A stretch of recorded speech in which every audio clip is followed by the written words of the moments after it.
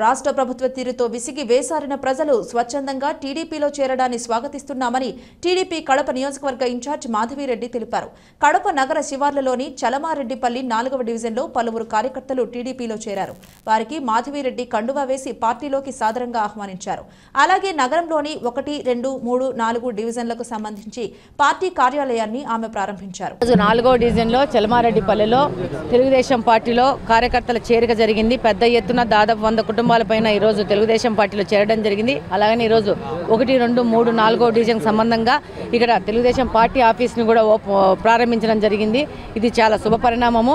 ఈరోజు మీరు ముఖ్యంగా చూస్తే ఆడవాళ్ళు ఎంత పెద్ద ఎత్తున వాళ్ళలో ఉత్తేజం వచ్చింది. వాళ్ళ సమస్యలను చెప్తున్నారు. ఈ 4 సంవత్సరాల 10 నెలల నుంచి వాళ్లకు ఏ విధమైన అభివృద్ధి లేదు, వాళ్ళకున్న సమస్యలు చెప్తున్నారు. ఈరోజు శ్మశానానికి రోడ్డు లేదని చెప్తున్నారు చలమారెడ్డిపల్లిలో. అలానే వైఎస్ఆర్ కాలనీలో నుంచి కూడా ఇక్కడికి వచ్చారు, వాళ్ళ సమస్యలు చెప్తున్నారు. వాళ్ళకి వైఎస్ఆర్ కాలనీలో ముఖ్యంగా రోడ్లు లేవు, డ్రైనేజ్ లేదు, మంచినీటి కనెక్షన్ లేదు, వీధి లైట్ లేదు. అంతకంటే అధోగతి పాలంటే శ్మశానం కూడా లేదు. అక్కడ దాదాపు 2000 మంది పైచులకు ప్రజలు నివసిస్తున్నారు. వాళ్ళకి ఒక శ్మశానం అనేది ఇవ్వలేని పరిస్థితుల్లో ఈ ప్రభుత్వం ఉంది.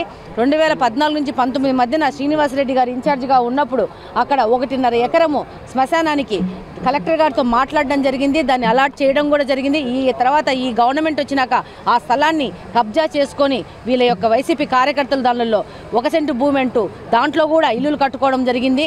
ఈ విధంగా వీళ్ళకి రావాల్సిన హక్కుని ఈ విధంగా వైసీపీ పార్టీ వాళ్ళు దాన్ని ఆక్రమించుకొనేసి వాళ్ళ హక్కును కాలరాయడం జరిగింది. రేపు గవర్నమెంట్ వస్తే, తెలుగుదేశం ప్రభుత్వం వస్తే 6 నెలల లోపల కలెక్టర్ గారితో మాట్లాడి వీళ్ళకు వైఎస్ఆర్ కాలనీకి శ్మశానము అలాట్ చేసేది మా ప్రధాన కర్తవ్యము. డెఫినెట్గా వాళ్ళకి పని చేసి పెడతాం. అలాగనే వాళ్ళకి రోడ్లు కానీ, డ్రైనేజ్ వ్యవస్థ కానీ, మంచినీటి సౌకర్యం కానీ కలిగించడము ప్రభుత్వం యొక్క లక్ష్యము.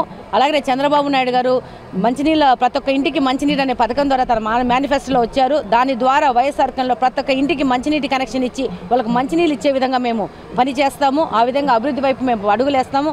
అలాగనే చలమారెడ్డిపల్లిలో కూడా నీళ్ళ ప్రాబ్లం ఉంది. రాత్రులు 1 గంటకు 2 గంటలకు నీళ్ళు వస్తున్నాయని ఆడవాళ్ళు వాపోతున్నారు. వాళ్ళకు కూడా ఆ సమస్యను పరిష్కరించే విధంగా మేము పని చేస్తాము. అలాగనే వాళ్ళకు కూడా శ్మశానానికి రోడ్డు లేదని చెప్పేసి వాళ్ళు చెప్పారు. వాళ్ళకు కూడా రోడ్డు వేసేది కార్యక్రమం మేము చేపడతామని ఈ సందర్భంగా తెలియజేసుకుంటాం.